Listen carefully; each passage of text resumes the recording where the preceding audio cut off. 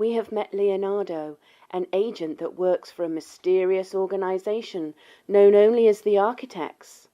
They help spread the policy of Malchus, the god of chaos, by assassinating select targets to destabilize a world that has become too stagnant in its opulent comforts. Leonardo has been met by his watcher, a woman known as Ripley, who gives him his first assignment. The mark is Sarah Wilkins, his predecessor, sentenced to death after she committed the crime of botching a job. So Leonardo sets off with his faithful feline companion, Sophie, to get the lay of the land and scout out his mark. He poses as a travelling bard and visits the local drinking hole to gather information and perhaps enlist the local talent. It is not long before he finds two unsavoury types who are already deep in their cups, despite it not even being lunchtime. He gets them to approach his mark so he can assess her by her reaction. Sadly, the goons are dealt with quickly and brutally. So Leonardo decides to launch a complex scheme to set up a frame job to pin a murder he committed on his mark, hoping the trouble with the local law will give him a window to take her out. He also uses his guise as a bard to approach her and win her trust, which works with some success. When the plan is finally set into motion, it all goes off without a hitch, except the final part. Sarah gets cornered by two watchmen and decides to go down fighting. While he succeeded in his task, he failed to retrieve an enchanted blade Sarah wielded. How will Leonardo fare in his next task? Is there more to Sophie than meets the eye? Will chaos reign?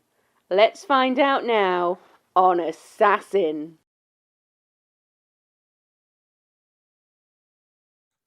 Hello, everybody, and welcome to Assassin. I am your DM, and Rob is our player. Rob, how are you doing today? I'm doing pretty good. I had, so first, shout out to my daughter for her birthday yesterday. And Happy birthday, Rob's daughter.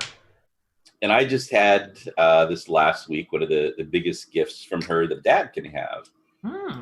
She let me know that she had been watching, or she'd been listening to a murdering podcast right before bed, and she was afraid, is this going to give me nightmares about somebody murdering me? And sure enough, it did. And she told me that while she was being chased out of her house by the murderer in her dream, I stepped in, hurled an axe, Viking style, her word, and turned the murderer into a murderee. Oh. And, you know, my daughter is just objectively more badass than me in every way. She knows 2 martial arts. She, you know, I like stop and rest on the way upstairs. And, you know, she's in better shape. She makes more money than me.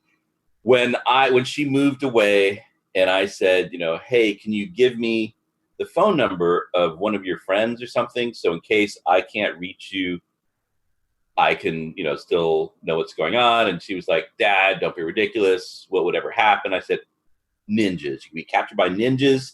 I would never know. And she said, my daughter said to me, Dad, don't be ridiculous. If I was captured by ninjas, you would know because I would tell you after I defeated the ninja master in single combat and escaped. And you know, some dads wait their entire lives to hear those words from their daughter and never hear them. And I was just so proud to hear my daughter telling me about defeating the ninja masters, you know? That's very touching. And to know that regardless of what a pathetic creature I am, as I look at, it's just the other day, I'm there at IHOP and seeing the senior section and realizing I'm actually coming up on that It's only a matter of years, and then I'll be able to order stuff off the senior section. But in my daughter's mind, I am still capable of hurling an axe to protect her and defeat people that are after her. So that's touching. That's surprisingly sweet, Rob. Yeah. Oh. At least in my daughter's mind, I'm still her dad, I guess. Oh. Well, are you ready to turn some more murderers into murderees? Yeah, so let's get down to business. Yeah. Neil. I am not sure I like this tone of yours. Oh, you're not sure that you don't like my tone. Mm-hmm. When were you going to tell me, Neil? Accusatory. When were you going to tell me, Neil? Tell you about what? Yeah, that's my point. I had to learn about it from the description of the YouTube video. Assassin has a rotating cast, Neil? It doesn't. When were you going to tell me, Neil? It doesn't. It's right there. It's right there in the YouTube description. When have the words below a YouTube video ever been anything but 100% accurate and trustworthy? A rotating cast, Neil. I think, and you didn't even get it? I think that maybe... I don't want to hear your excuses, Neil. Because here's the thing. Maybe you blindsided me. But I'm a professional. And I can deal with this. I'm a professional. Mm-hmm. So this is a rotating cast. You know, I mean, I'm not crazy about that, but...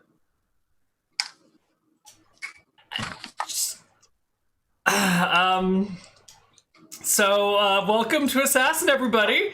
We're gonna be... Oh, God. I think it's time to rotate the cast already. It's, I guess... I told you I have a weak stomach, Neil. I guess... I told you I get dizzy really easily. I told you I have a weak stomach. God, it's like... Neil, I had a chocolate donut for breakfast. I had a peanut butter and jelly sandwich for lunch. Mm-hmm. It's like the most putrid peanut butter cup in my mouth of two great tastes coming together with puke. That's...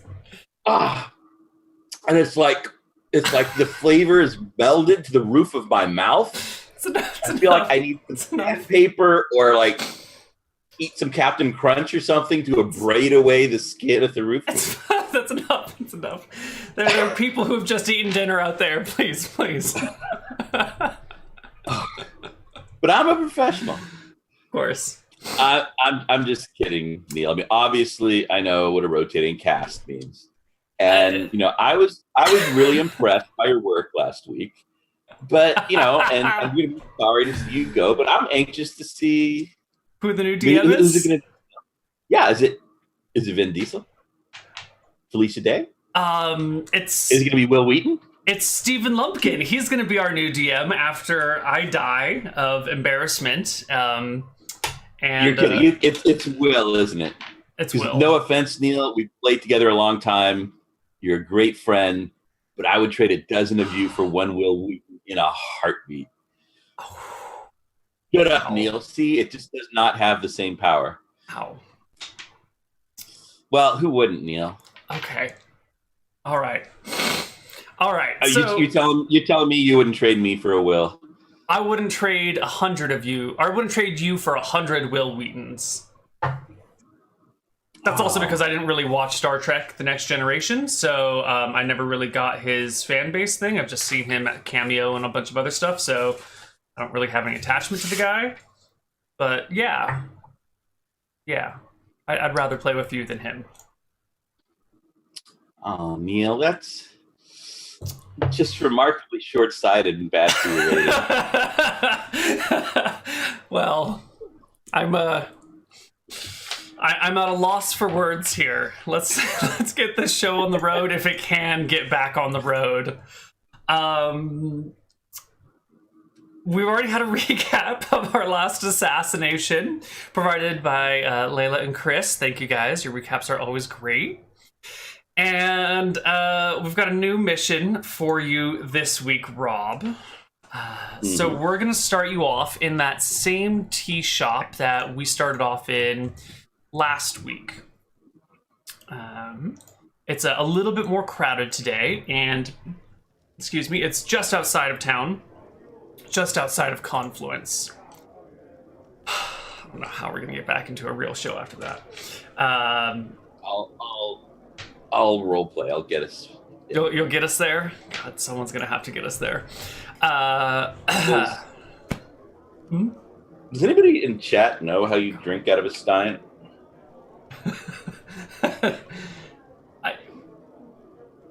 I don't know. I mean, the carriage capacity of this thing is amazing, but Kind of looks like it would get in your face, doesn't it?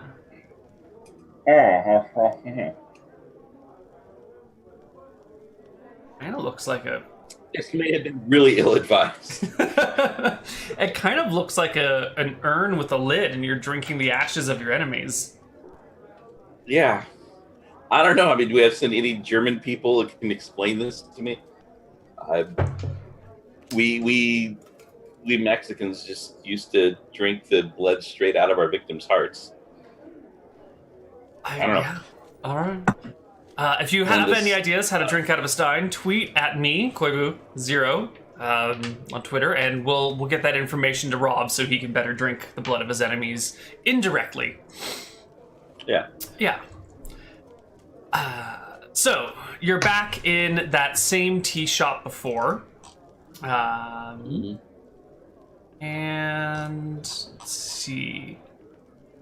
You are sitting there waiting because you know that Ripley will be coming by at some point to give you your next mission.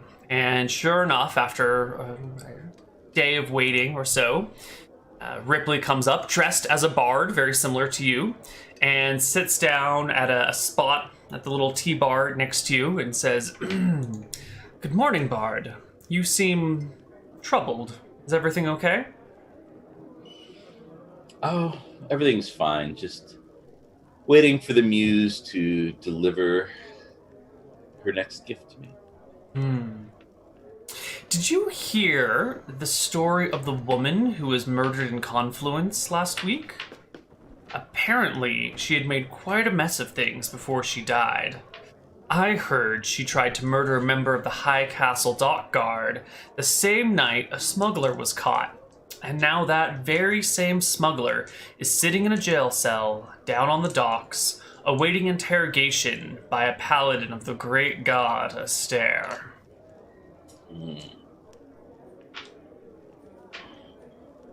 I suppose it would be too much to imagine that the loyalty of this smuggler is such that he would resist the efforts of this paladin.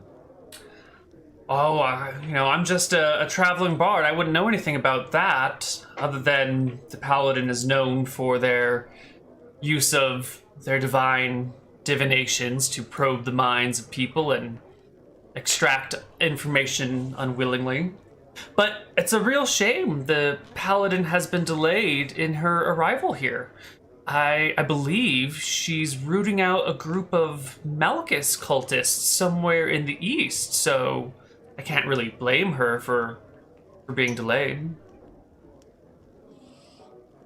Yes, the paladin's work is never done.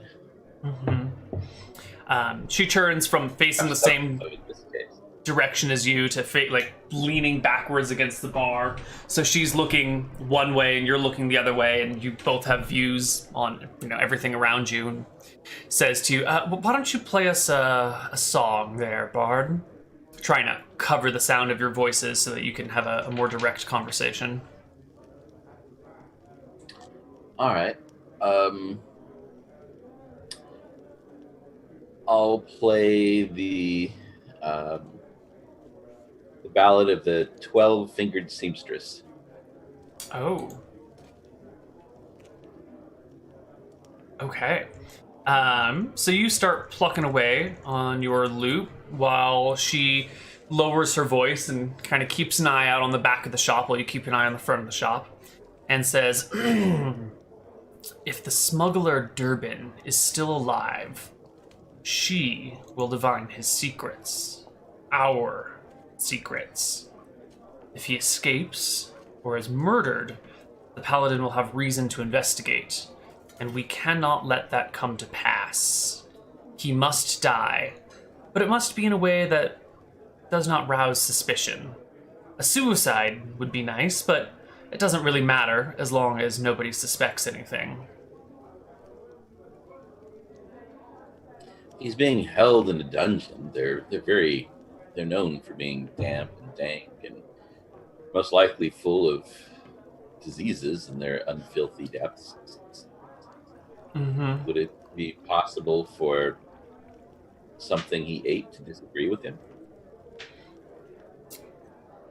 She nods slowly and says it would be, except that until the issues on the docks are cleaned up, we won't have access to any of our more nefarious poisons. There's a lot of work to do to clean up after Wilkins's mess.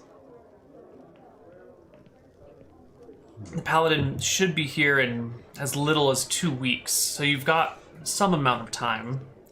The smuggler's name is Durbin, and he knows he's a dead man.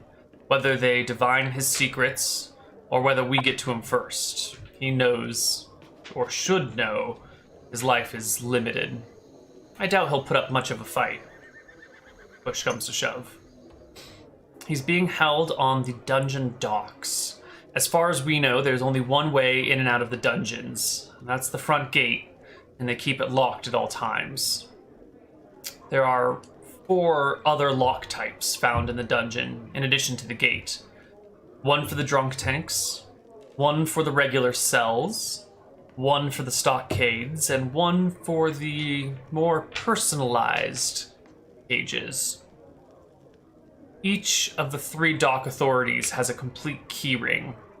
Portia Moore, the harbor master, Grace, the captain of the dock guard, and Reginald Silver, a cleric of Astaire who has come down to clean up the docks after a recent failed attempt on the life of a dock guard.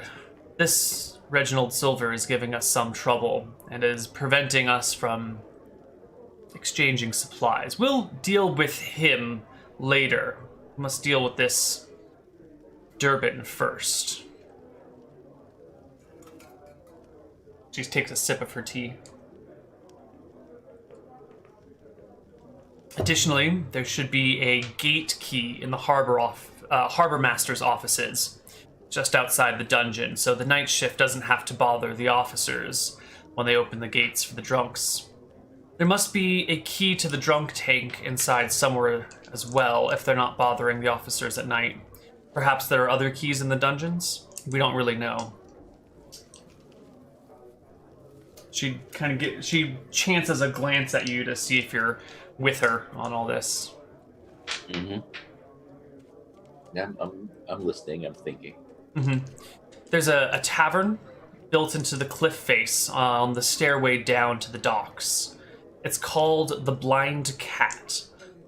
She kind of makes a quick gesture to her bardic outfit. I'll be playing there all week if you need any resources.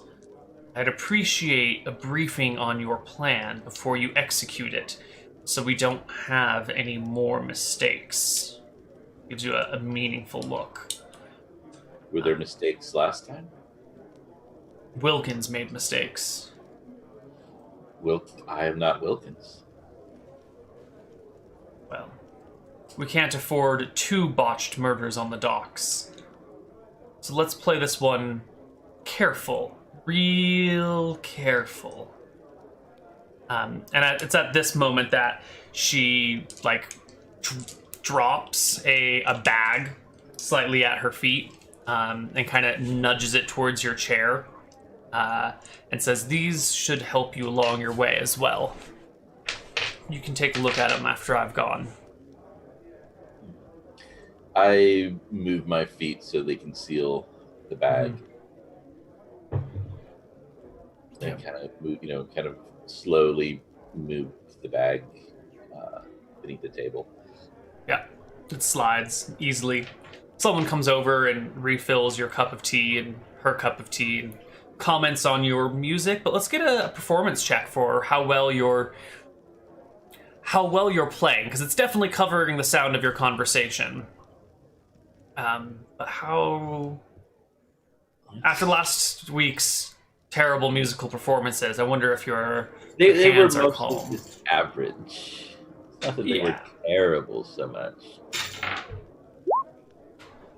Oh, there we go. Yeah, it's a much nicer melody today. It's coming off better. It suits the mood, and there are, the lute is actually in tune this time instead of just slightly flat. Yeah, it's nice. Quite nice. Who doesn't love the Ballad of the Six-Fingered Seamstress? I thought it was a 12-fingered seamstress. Yeah, six any chant. Oh, okay. Keep up, Neil.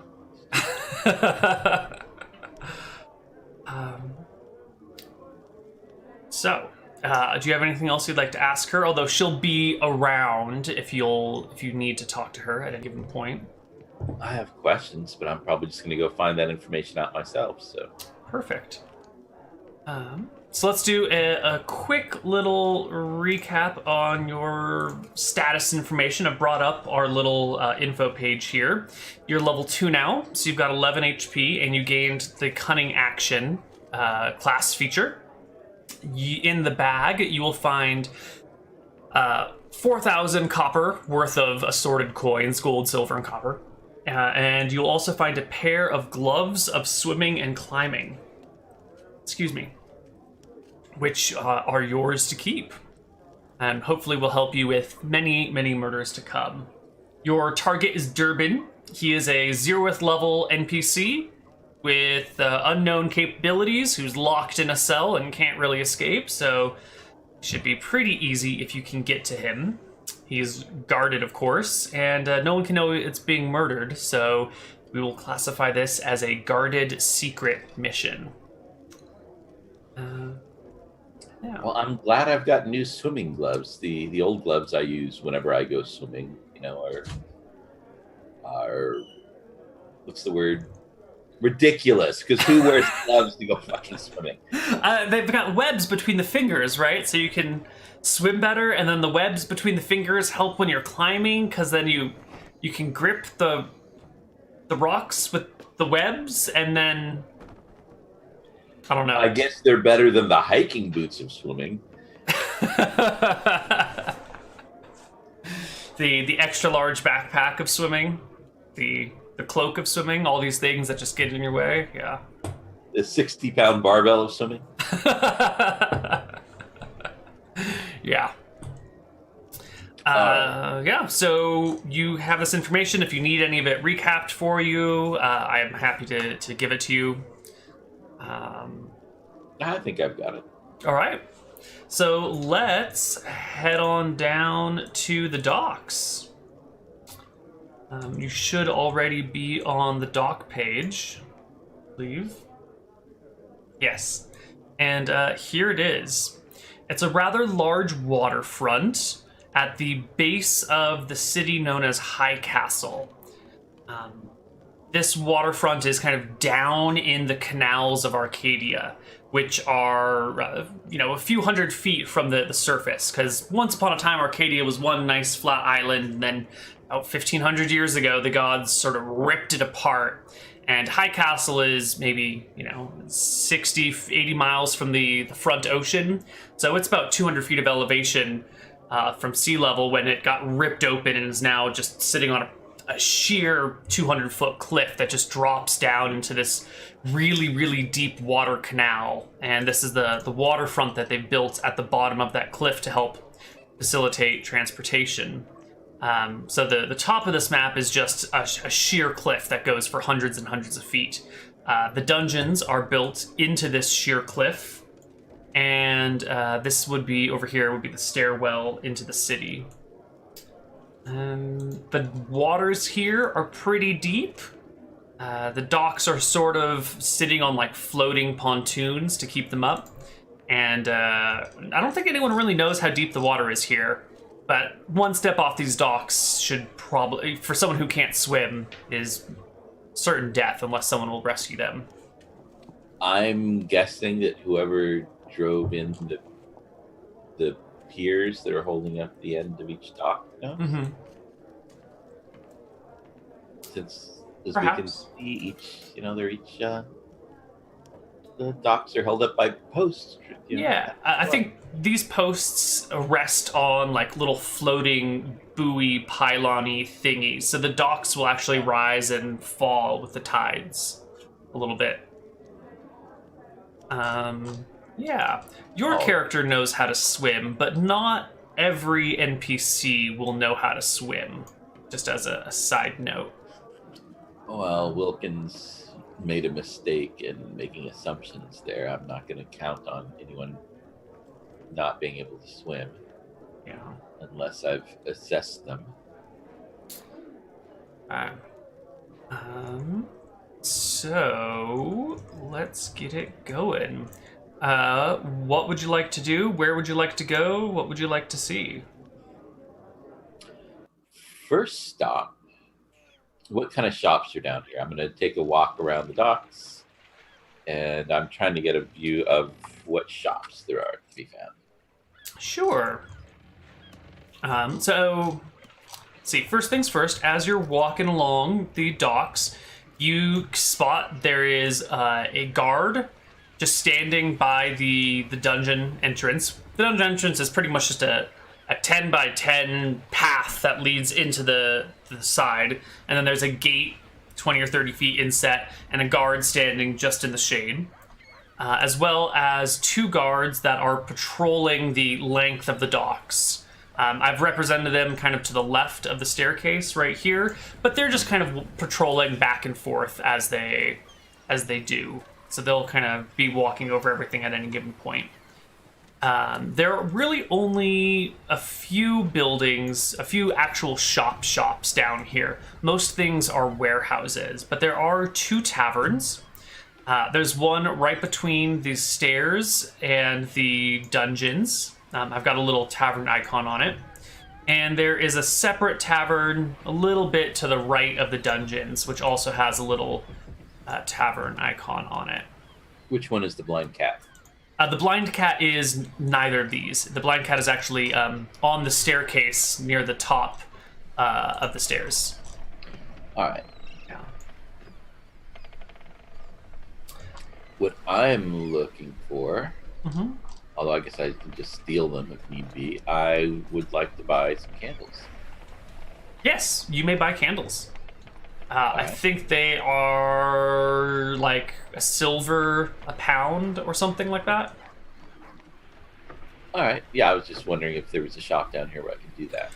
No, there are lots of warehouses down here, but there's very few like direct sale merchants. You know, you could probably find a warehouse where they've got a bunch of candles and buy them in bulk, but there's very little actual selling of things. All that's done up in the city. This is just like the, where people come to do mass trading. All right. Are there any smiths? Not on the docks, no. Not to do work on the ships or anything? Like there's not like a smith's shop, but there might be smiths down here that are fixing something, this thing or that thing. But there's precious little real estate on the docks. So there's no smithy set up down here. All right. So I'm going to go visit each of these two inns. I'll spend an hour in each one trying to get the feel of it, just drinking, not playing or introducing myself, really. Sure. The one on the left looks like a... let's take a closer look at it. Let's go find this.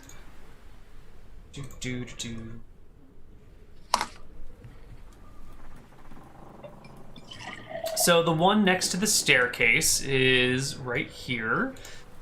It's got a few rooms down on the bottom, and this is sort of like the shipping headquarters for a large shipping company, but their bottom floor is kind of a public tavern.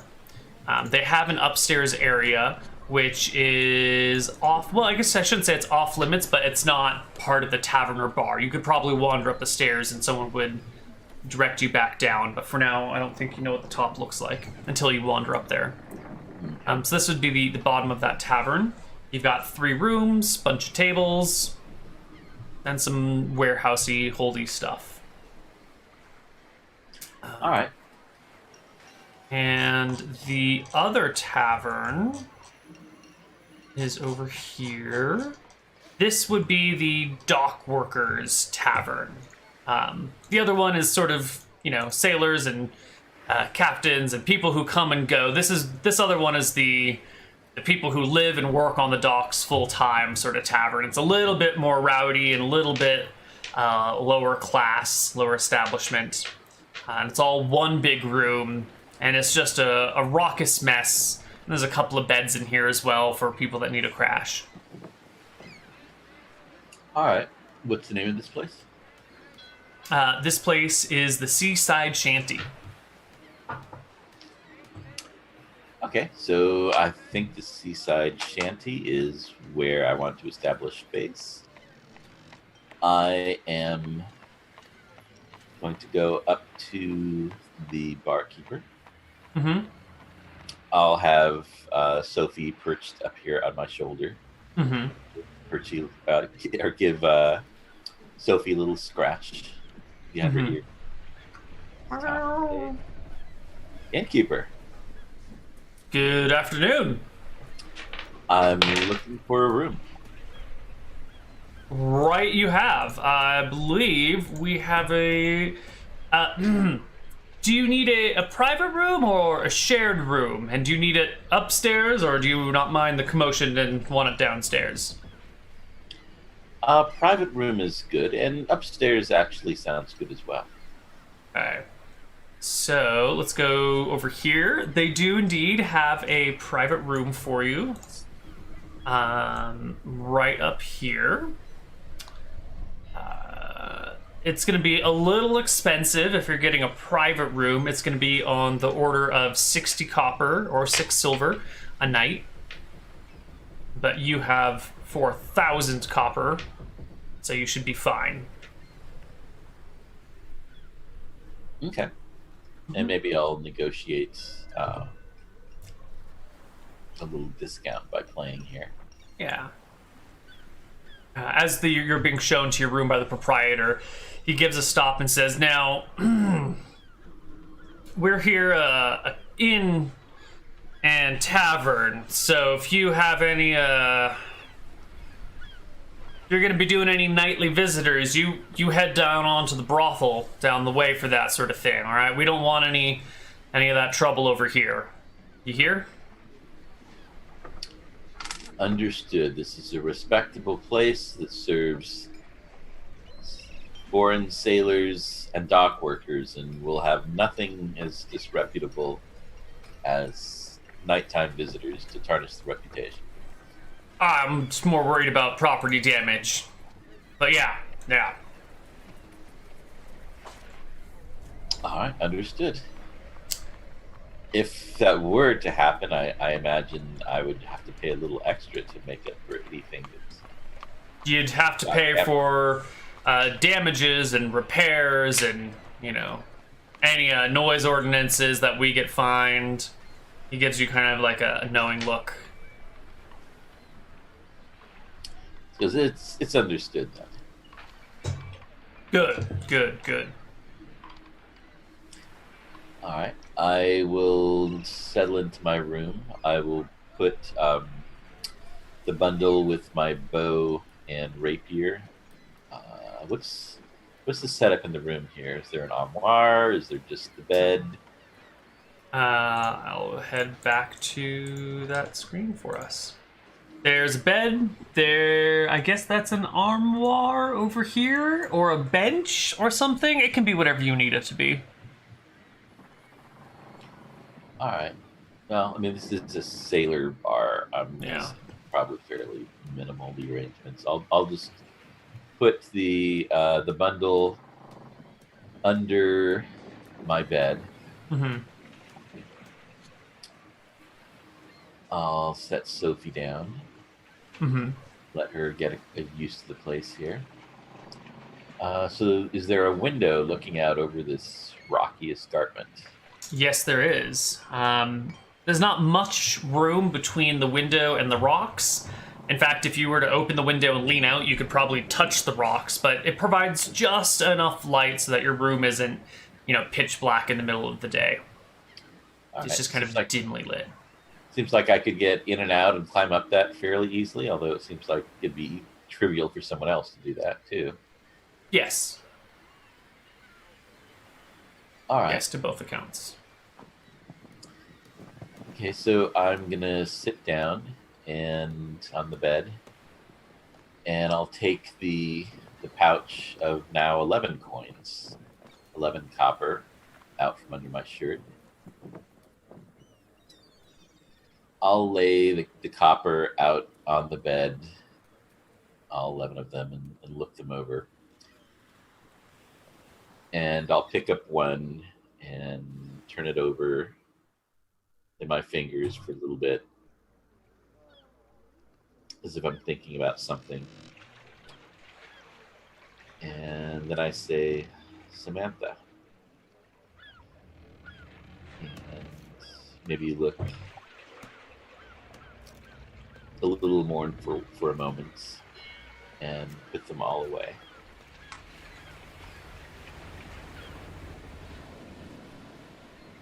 All right. So first, we need to start taking care of things here. The candles that I bought, I am going to start by breaking one in half. Okay. Snap. I am going to take the first half, start rolling it between my hands, trying to get it nice and warm, rolling it fast till it heats up, gets softer. I'm going to start shaping it where it's relatively flat. Okay. It's like a sheet, a thin sheet of wax. Yeah, I mean, somewhat relatively flat. It's wax. It's probably half an inch thick. Mm-hmm. I'll do that with the other half of the candle. Okay. I'll look it over, judge if it seems to be enough. Yeah, I think you got, a few pounds of wax, so you could very easily create a... Can I show this paper on stream? Sure, like a nice 8.5 by 11 or whatever sheet of wax. Okay, this seems like a reasonable amount. And I am going to...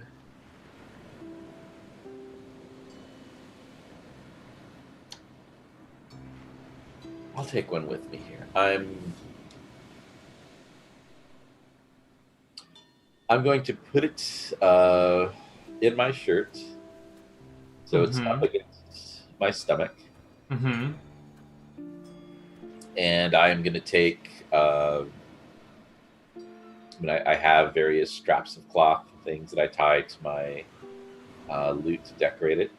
Mm-hmm. I'm going to take a few straps and wrap them around my waist, sort of like a make-do cummerbund to, just to look somewhat stylish, but the main purpose is to hold the wax against my stomach to keep it warm and flexible. Okay. So you've got wax kind of tied against your belly, which will keep it warm from all that body heat. Mm-hmm. It might make bending over a little bit awkward, but as long as you stay upright, it should be fine. Yeah, I just didn't want it flopping around, obviously, inside my shirt and going, what the heck is that? Mm-hmm. And I have to explain that I'm just happy to see them. So now,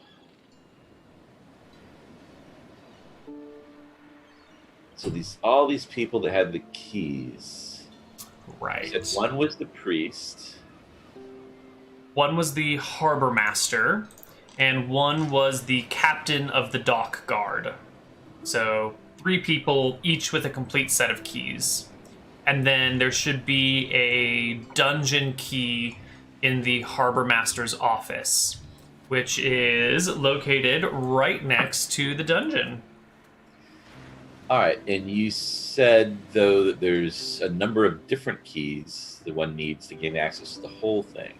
Right, so there's 5 keys. The front gates have 1 key. The jail cells have another key. The drunk tanks have a separate key from the regular jail cells. And then there are stockades and personalized cages inside as well. Each of those have their own separate key types. I don't know if you'll need all 5 key types. Maybe you only need 1 or 2. It's up to you. But the key in the harbor master, were you saying that that's just for the gate? It's not going to be for all the... No, the harbor master has a ring with all 5 keys on it. And then the key that's in the harbor master's shop, like just in the building hanging there, is just for the front gate. So the harbor master has 1 set, and then the harbor master's building has a separate single key.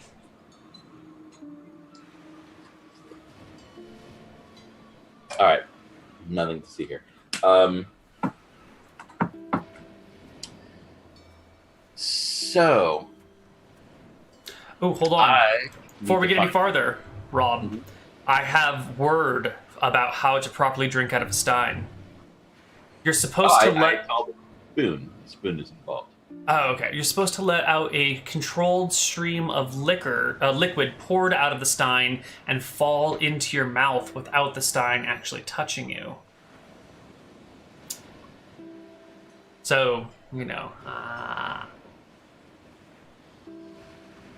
That sounds cartoonish. I'm assuming that this person took our request very seriously and they wouldn't lie to us. I'm assuming that this is a dead honest answer from a genuine German person. I feel like that's an answer from somebody in the dry cleaning industry who's trying to create business. I don't know. Their Twitter profile is of a person with chainmail and a full helm on, a full metal helm. They sound pretty authentic to me.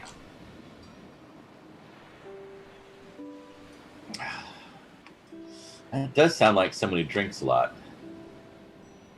All right. Just thought you might need to know. Okay, good to know. So, first thing, so we had... so I should remember these things. We have the harbor master, we have the priest, and we have the Captain of the Dock Guard. Mm-hmm. And what is the name? I think the priest was named Reginald. Reginald Silver is the priest's name. The harbor master is Portia Moore, and the captain of the guard is named Grace. In the world of Arcadia, if you have a last name, that means you are of noble birth. If you don't have a last name, you're just a filthy commoner. So you can tell that the cleric and the harbor master are both nobles of some kind. And Grace, the captain of the dock guard, is just a non-noble who has achieved a pretty good rank. All right, so time to start finding out information about them. Step 1.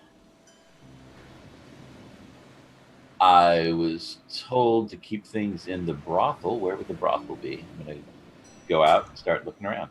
Well, that is not a difficult thing to find. Surprisingly, the docks have a well-established brothel scene. It is this other tavern that you walked past earlier. It is called, let me look up its name here, the Mermaids Kiss. And it is this tavern over here. Let's take a look. The one that you couldn't see upstairs on before. The downstairs is just this, all these rooms. Well, the upstairs is a series of bedrooms that you can rent by the hour or the half hour as needed, with varying qualities of privacy or publicity. All right. So this seems like a good place to start listening for any thieves' cant. Sure.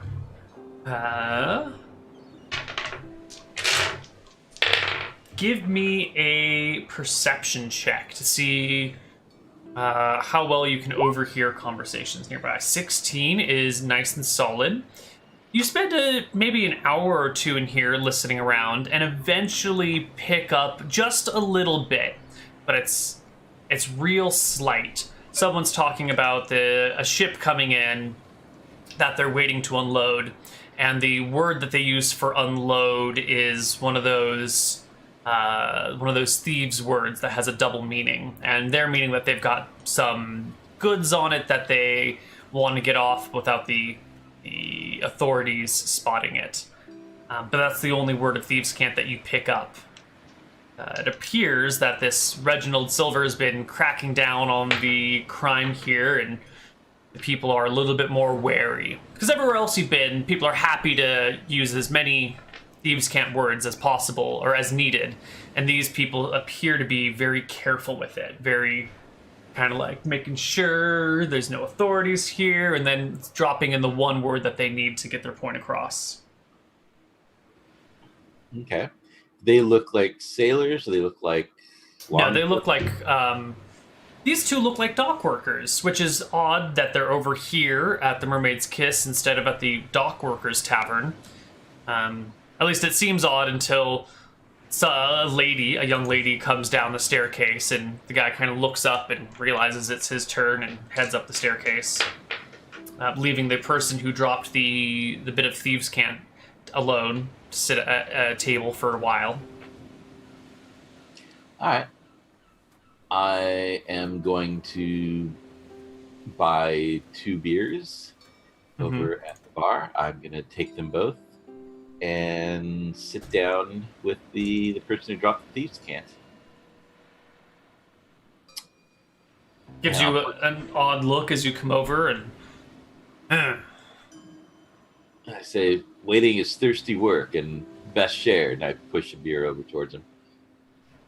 he takes the beer and gives you an appropriate nod. He goes, You seem like you work the docks here. Maybe you could give me some information. I'm looking to hire a navigator. There's always better to get a skilled one that can help steer a ship through stormy waters, and I'll try to drop some words in there when I a reference when I say navigator. What is the thieves' cant word for navigator? What is the double meaning on that one? A guide, someone with information, an informant. Give me a persuasion check against his passive insight, because he's wary. He's really, oh my god. He's not. He is not wary. No. You're smooth and you're slick. There's no way a cop could be this, like, yeah. Gives you a nod and goes, yeah. I know a guy. He knows all the waters and all the rocks, knows all the good places and the bad. What you looking for? Where are you going, really? Yeah, it's hard to tell when you're going out. So sometimes you want to know about the rocks that hide in the local waters, or perhaps are most prominent in them. Sometimes it's the depths that are dangerous that you wish to know more about. And I make a little a slight shake of my head in the direction of the dungeon, which is just outside. Gives a bit of a nod. Let's see. Yeah. So what are you looking for here? There's a lot of interpretations of that, and I want to make sure you get the information you're looking for from this guy. All right, I'll I'll make it clear to him that I would like to. First, I want to talk to somebody who's been in the dungeon Mm-hmm. and can tell me a bit about it, the layout. I have personally sailed some rocky waters before. You know, I done it while I was pretty drunk a couple of times. Don't recommend it. It's it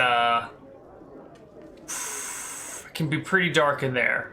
Those waters with, you know, on a full moon, on a night with no moon, it's pitch black. Not a lick of light anywhere to be found except for what you bring with you, and that leaves when you're left alone. Let's see. Waters like that seem like they're best charted. Mm-hmm. Definitely. Now, as I said, my friend knows more, but I've just been around the block, just through that one little section there. Looks around and leans in a little bit closer and goes, before I say any more, what do I get out of this?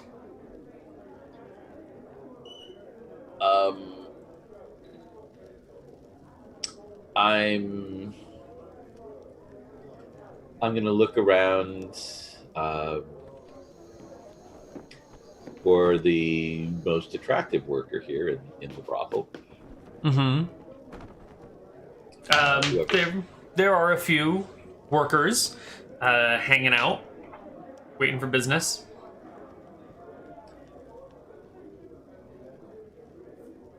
I'll call one over with my best smile. Sure. She walks on over. She's got kind of bluish greenish hair that looks like it's been dyed fairly recently, and is wearing a mermaid's outfit down to her ankles. So it's like a tight dress, and she's kind of got like shuffle step to get anywhere. And then it's got like the seashells and the ocean themed jewelry and outfit. She smiles and takes a seat on the table itself, right next to you. Okay, what is a reasonable amount for services here, so I don't like accumulate myself or way overpay? I have no idea what a proper hourly rate would be at an establishment like this. But it's down by the docks, so can we say it's 2 gold an hour? 3 gold an hour? How much is a normal day's wage? A silver. Well, just for a normal worker, so... unskilled labor gets a silver a day for labor. So maybe not a gold? So a gold an hour would be, 10 days wages. Right. 2 weeks of work with, not counting weekends. Just that seems a bit high. It does seem a bit high. I guess maybe it's a single. I think it's maybe a gold. Well, if you're looking for the nicest person here, right? There's going to be a variable range. Mm-hmm. So there will be people who work for a lot less, and there's going to be people who work for a lot more, depending on clientele. So if you've called over one of the higher paying or higher charging workers, it'll probably be closer to 2 or 3 gold. While if you're bringing over one of the cheaper workers, it'll be maybe like 5 silver.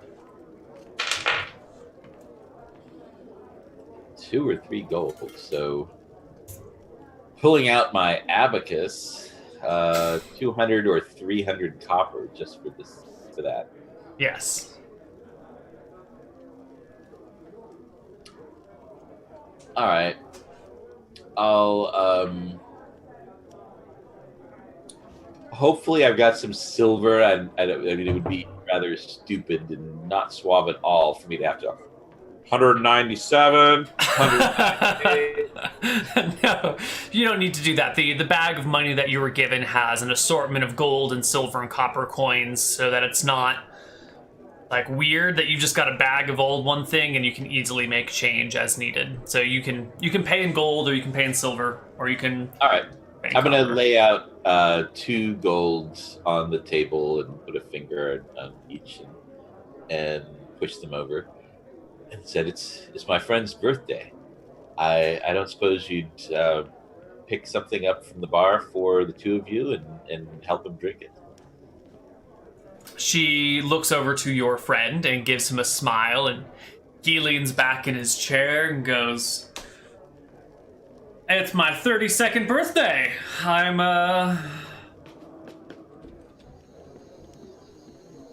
need a drink." And probably, no, he kind of blushes and looks to the side and mumbles something to himself under his breath. And then gets up and walks with her as she kind of shuffle steps her way. And he gives you a look and a thumbs up and a mouth like, "I'll be back in a bit." And heads off with her for a while. So you've got some time to yourself before your newfound friend returns. Okay. I will try to take a moment to take a little bit of time to establish a conversation with somebody who seems kind of mouthy and seems like a regular, someone who likes to talk. Yeah, let's see. There is an older gentleman. He's got the salt colored beard. He's got an eye patch over one eye. He's missing a few fingers on his left hand. And he's sitting at, let's bring up the tavern again. Bring up the floor plan so we can see where all this is going down. He is sitting right over here in this room. Let's get rid of that tavern sign, which is kind of getting in the way. There we go. Yeah, so he's sitting right over here and kind of looking into this warehouse area and trying to see through this window where there's not a very good line of sight. He's kind of just telling a story to no one in particular. There's a few other people in this room, and he's just talking about the olden days of the sea and the adventures he's had and how none of these young whippersnappers will ever appreciate the trouble that he and his generation went through to get the world to where it is today, where it's workable and sustainable, and we built this world and none of you kids appreciate it. I was on this one ship this one time called the Sea Skipper, and octopuses. Everywhere there are octopuses. You don't see any octopuses these days. That's because me and my mates, we took care of all them giant octopuses. They crawled all over the decks, and he kind of goes on a rambling story about the good old days. Back in his day, they had to cross the ocean 10 miles each way on foot, uphill both ways. Mm-hmm. In the snow. Mm-hmm. And the dark. Because it was always 10 feet high all over the ocean. Yeah. All right. So I'm going to take some time. I'm just going to be drinking a beer, listening. I'm going to try to assess things I want to know is if this guy who's mentioned being a sailor, if he's... I'm hoping for somebody that maybe he's retired and has lived here for a while, that is not just only here a week out of a given year when the ships come through or something. Number one. And number two, since he keeps looking into the warehouse, keeping an eye out the window, I'm trying to determine if he is, he seems very watchful. If he might have any particular reasons he's doing that. If he's casing the place, if he's keeping an eye out, if perhaps he's a watch for somebody.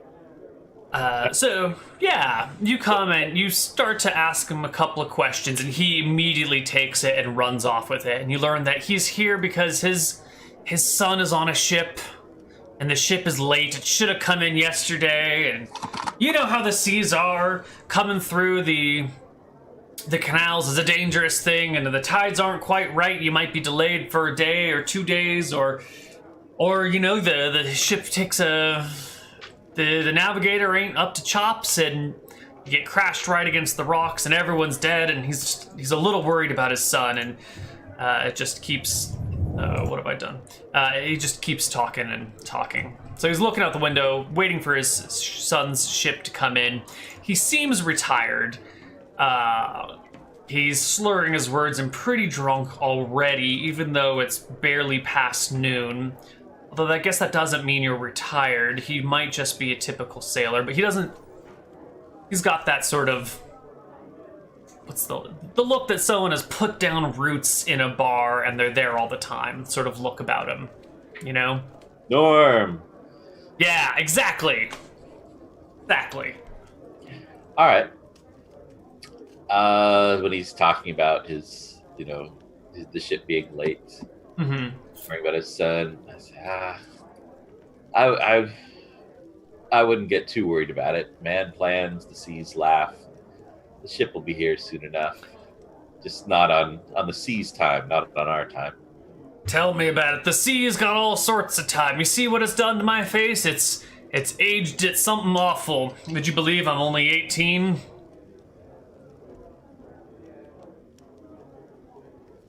I wouldn't, actually. Good, because I'm not. Oh. But seriously, it's, going through that Grand Canal's a tight needle, a tight thread to sew. Or it's a tight eye to thread. Look, you're threading a needle and it's hard, especially when you only got one eye, and that's what the Grand Canal's like. Now you get in that little middle pocket there, and the riptides will pull you apart and twist your ship around, and tides are coming in and out, and you'll get broadsided, and the whole thing will flip. You gotta stick to those rocky edges, and boy, is it dangerous. This one time I was going past Keldaram, and our skipper was a little drunk at the wheel, and he turned in with the whole ship just got caught up in a wave, and we got tossed back and forth, and eventually, with my great training, I was able to knock the drunken skipper to the side and wheel us around. We had to head back into the canals and lost 2 days of time, and I lost my eye in the process, but we survived. Gotta live by your wits. What was the question again? So I'll take up on him having to knock the captain to the side. And I'm going to try to steer the conversation in general into, people like, that are supposed to be all high and mighty and know what they're doing, like the captain. I'll try to, over the course of a while, steer the conversation to, other people that are supposed to be all high and mighty that maybe, there's more to them that they wouldn't like people to know. And eventually what I'm trying to steer him towards are prominent people who end up, here in private rooms at the Mermaids Kiss. And in particular, I'm just trying to use the topic of prominent people, but I'm hoping in particular to find out about the harbor master or the captain of the guard. If sure. Patrons or get information about them, or going beyond patronage, just finding out if he knows any dirt about either of them. But I'll listen to dirt about any high and mighty person, as part of the whole process. Right. I think it'll take a couple hours, probably. Sure. If that last monologue was any indication. It will go on and on, probably. Why don't we give you all of that information when we come back from our break, because it's just about break time right now. So we'll see you guys all in a quick moment on the other side of our break. Bye-bye.